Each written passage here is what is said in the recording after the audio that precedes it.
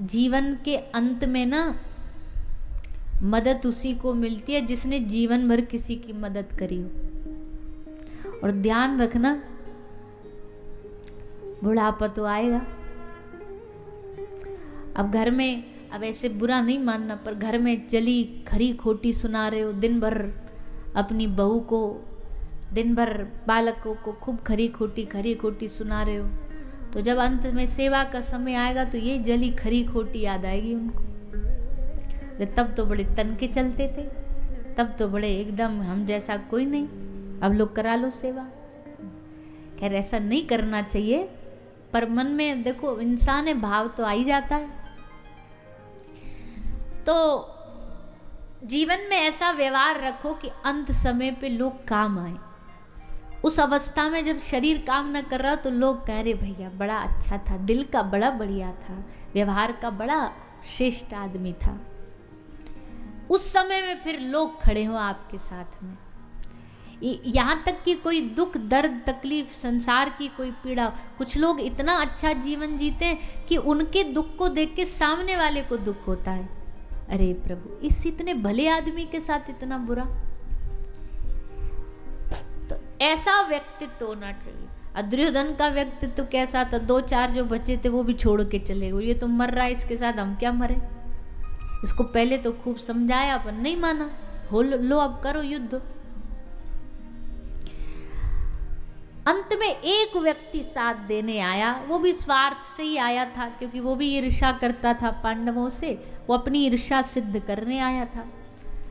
अश्वत्थामा। अश्वत्थामा आया दुर्योधन के पास, वो बड़े गर्व में सर ऊंचा करके बोला, महाराज आप जानते हो आपकी ये दशा क्यों है? महाराज ने पूछा क्यों है? बोले इसलिए क्योंकि आपने उस युद्ध में सबको एक एक बार सेनापति बना करके मौका दिया, आपने मुझको सेनापति नहीं बनाया। एक बार मौका दे के तो देखते, सारे पांडवों को आपके चरणों में लाके खड़ा कर देता। दुर्योधन ने कहा तो फिर देर किस बात की है? हे गुरुपुत्र, अभी तो आज रात्रि भी युद्ध के जो गिनती है उसमें आज रात अभी भी बाकी है। युद्ध के जो दिन निश्चित हुए, तो आज रात के लिए तुम हमारे सेनापति, जाओ ले आओ, पकड़ लाओ, क्या कर सकते हो आज तुम करके दिखाओ। तो भैया अश्वत्थामा चल पड़ा और अश्वत्थामा पहुंचा सीधा पांडव शिविर में। अब पांडव शिविर में घुस ही रहा था, अब थोड़ा डर भी लग रहा है उसको, थोड़ा कांप भी रहा है कि भाई 5 पांडव हैं, मैं अकेला हूँ, क्या होगा कैसे होगा। और जिस पेड़ के नीचे वो बैठा था उस पेड़ पर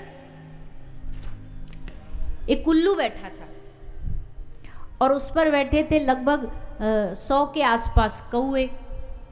रात का समय था, रात के समय कौवे सोते, उल्लू जगता है। तो उल्लू अकेला, कौवे 100, पर वो जागा हुआ उल्लू 100 सोए हुए कौवों को परेशान कर रहा था अकेला। बस उसने ये देखा और उल्लू को ही गुरु बना लिया। अब देखो जिसकी जैसी मति होती है ना, गुरु भी वैसा ही बनाता है, गुरु भी वैसा ही चुनता। बता गुरु बनाए किसको? उल्लू को।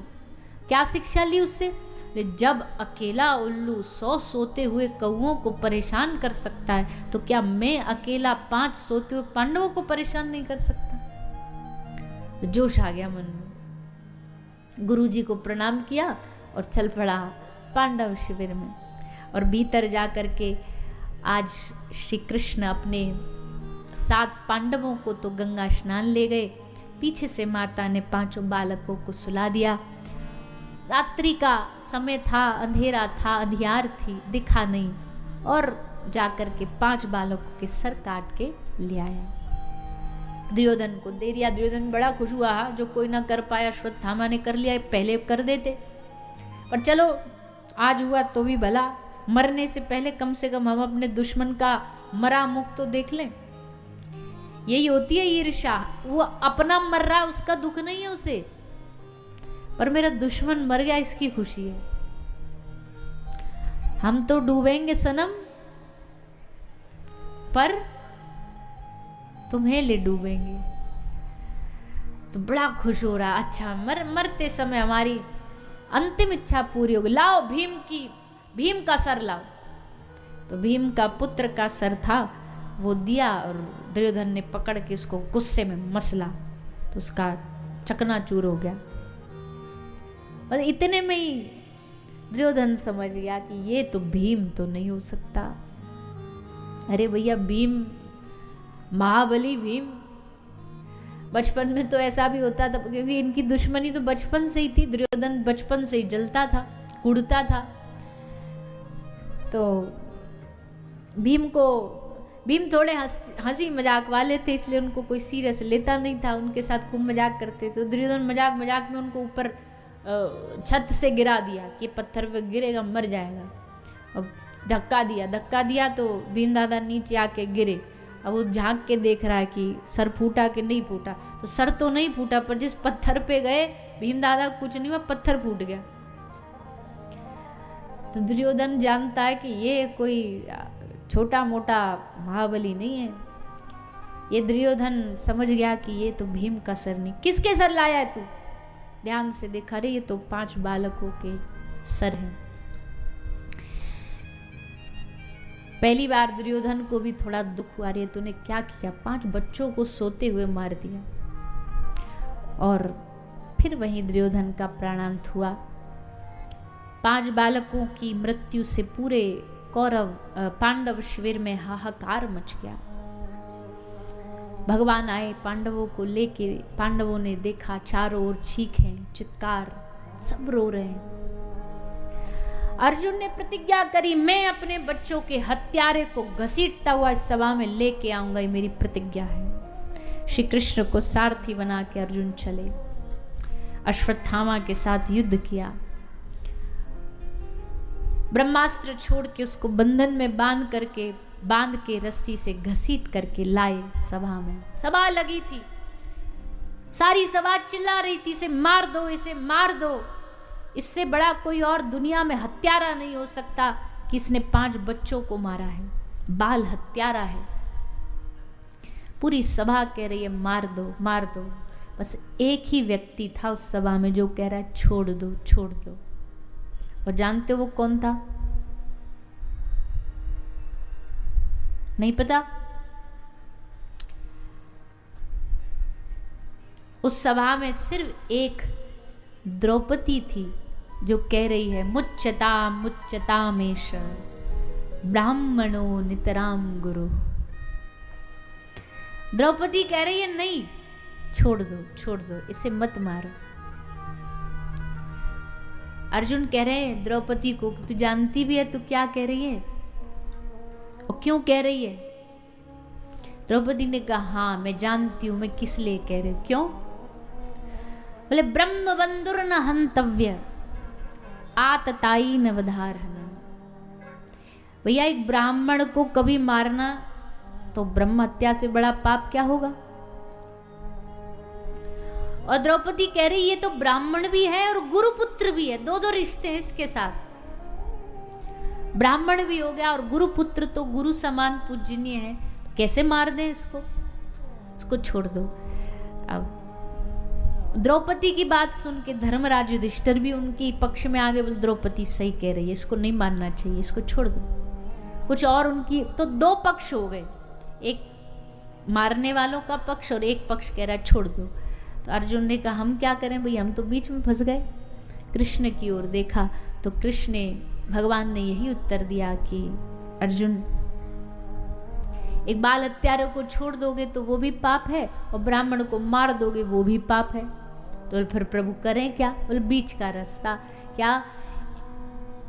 किसी ब्राह्मण का अपमान भी उसकी मृत्यु के बराबर होता है। किसी संत का अपमान करोगे ना तो वो संत की मृत्यु के बराबर है। ब्राह्मण का अपमान ब्रह्म हत्या बराबर है। किसी श्रेष्ठ, किसी सम्माननीय व्यक्ति का अपमान मृत्यु के बराबर है।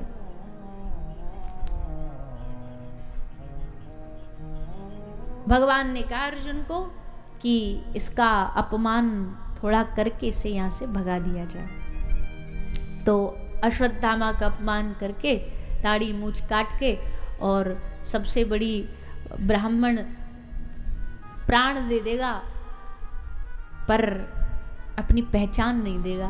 तो ब्राह्मण की पहचान क्या है? बोलिए ना।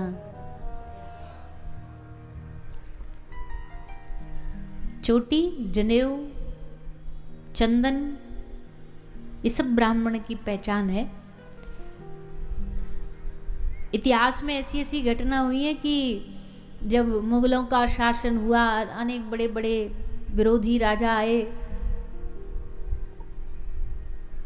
उन्होंने ब्राह्मणों के जनेऊ जलाए, शिखा काटी, तो वो मरने को तैयार हो गए पर अपनी शिखा नहीं कटने देंगे। ऐसे ब्राह्मणत्व होता था, प्राण तक त्यागने को तैयार हो जाते थे। पर धन्य भैया आज के समय में, आज के समय में तो कोई दूसरा नहीं, खुद ही काट लेते। हम तो अब यहाँ ब्राह्मण की बात चली इसलिए कह रहे, नहीं तो हम सभी की बात करते हैं कि देखो भगवान ने जिसको जहाँ जन्म दिया है, जिस धर्म, जिस घर, जिस परंपरा में, तो उस परंपरा को निर्वहन करिए। आप जिस भी धर्म में रहे हो उस धर्म का निर्वहन करिए, और जिस भी संस्कृति में हो, सबसे बड़ी बात, चलो हम तो धर्म और जाति से परे भी जाके बोलते, कम से कम अपने भारत की जो संस्कृति है उसका तो निर्वहन करो। ये तो सबके लिए बराबर है। क्या माथे पर चंदन लगाना भारत की संस्कृति नहीं है? क्या हमें अपने मस्तिष्क पर चंदन नहीं लगाना चाहिए? क्या हमें गले में कंठी नहीं पहननी चाहिए? तुलसी की माला धारण नहीं करनी चाहिए? फैशन के नाम पे दुनिया भर के काम कर लेंगे, फैशन के नाम पर हीरा पहन लेंगे, सोना चांदी पहन लेंगे, तुलसी कंठी की बात आई, अरे नहीं नहीं नहीं, अभी से थोड़ी हमको बाबा जी होना है। कंठी से कोई बाबा जी हो जाते, चंदन से कोई बाबा बन जाता है? हद हो गई। चंदन कंठी को साधु के बहाने में लगा दिया और फिर बिना चंदन कंठी घूमते। भैया देखो, भारत में जन्म हुआ, भारत की पहचान, यही तो संस्कार हैं। यही नहीं रखोगे, यही तोड़ दोगे तो फिर कैसा भारत, कैसा भारत? तो इसलिए हम निवेदन कर रहे हैं, जितने भी लोग कथा सुनने आ रहे हो, रोज चंदन लगा के आया करो। यहाँ भी शायद लगता ही है, शायद तो यहाँ नहीं, घर और उसके अलावा भी जब घर में भी रहो ना, तो माथे पर रोज चंदन लगाओ, शर्माओ मत। अपने धर्म से ही शर्माओगे तो कैसे जियोगे? माथे पर खूब गर्व से चंदन लगाया करो। गुरु जो दे रहे हैं वो चंदन लगाओ, गले में कंठी पहनो। हम कहते विनोद में कि तुम कितना भी महंगा हीरा पहन लो, तुम कोहिनूर ही पहन लो, तुम महंगा हीरा पहनोगे तो चोर की तुम पे नजर होगी। चोर ताकेगा, कब मौका पड़े हम लूटे, सोना कब लूटे। तो हीरा पहनोगे, चांदी पहनोगे, सोना पहनोगे, चोर की नजर होगी। पर गले में तुलसी धारण करोगे तो तुम्हारे ऊपर माखन चोर की नजर होगी, ठाकुर जी की नजर में आओगे। अब तुम खुद चुन लो तुमको किसकी नजर में आना है। हम ये नहीं कह रहे कि सोना चांदी मत पहनो, पहनो, पर उसके साथ साथ ये भी धारण करो। गले में सबके कंठी होनी चाहिए। वैष्णव परंपरा वाले हैं तो कंठी, शैव है तो रुद्राक्ष, अपनी गुरु परंपरा कोई और है तो वो कम से कम लगना चाहिए कि ये धार्मिक व्यक्ति है। अब बोलोगे नहीं, धार्मिक तो दिल से होते हैं, आप ही ने तो कहा था धर्म अंदर की चीज है, दिखावे की नहीं। ये दिखावा नहीं होता, ये दिखावे में नहीं आता। अब आप किसी पुलिस वाले को कहने लगो, भैया ये यूनिफॉर्म क्या दिखा रहा है तू, ये यूनिफॉर्म की क्या जरूरत है, तो दिखावा है। ऐसे ही जो कैजुअल कपड़ा होता है, जीन्स पैंट पहन के ड्यूटी पे आ जाओ, तो क्या वो दिखावा थोड़ी कर रहे हैं? दिखावा नहीं है। ये ड्रेस का मतलब है अनुशासन। हमको ऐसा लगता है किसी भी वर्दी का मतलब होता है डिसिप्लिन। अनुशासन में वो वर्दी बांधे रखती है।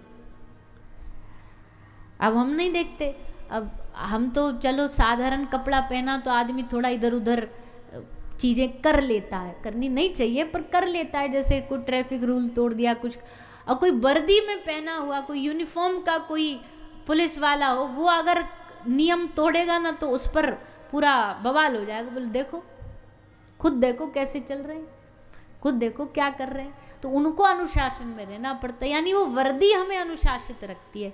वैसे ही ये माथे का चंदन, गले की कंठी भक्तों की वर्दी है, यूनिफॉर्म है। ये यूनिफॉर्म भक्त को अनुशासित रखती है, इसलिए इसको पहनो, खूब गर्व से पहनो। अपने आप को, अपने धर्म को अपनाने में, दिखाने में कभी संकोच और शर्म मत करो। तो अश्वत्थामा सर की शिखा काट के उसे भगा दिया गया, पर इसने फिर भी हार नहीं मानी। उत्तरा के गर्भ में पांडवों का बालक पल रहा था और वही इस पांडव वंश का आगे वंशज था। एक ही वंशज है।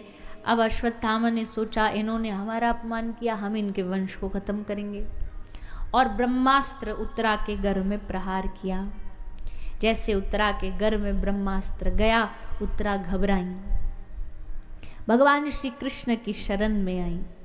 भगवान श्री कृष्ण की शरण में आके निवेदन किया, पाहि पाहि महायोगिन देव देव जगतपते, नान्यम त्वद भयम पश्य यत्र मृत्यु पराशपरम। यहाँ इसी जगह पर 3 महिलाओं ने बहुत सुंदर, महाभारत की 3 महिलाओं ने बहुत सुंदर स्तुति करी है। एक है उत्तरा, दूसरी है द्रौपदी, द्रौपदी ने भी भगवान से सुंदर वरदान मांगा, और तीसरी है माता कुंती। ये तीनों ही भगवत स्त्रियां हैं, भगवत भाव भावित हैं। तो क्या कहती है द्रौपदी? भी कहती है, हे प्रभु आप जा रहे हो, मेरे मन रूपी हंस को अपने चरण रूपी पिंजड़े में कैद कर लो, ऐसी हम पर कृपा कर दो।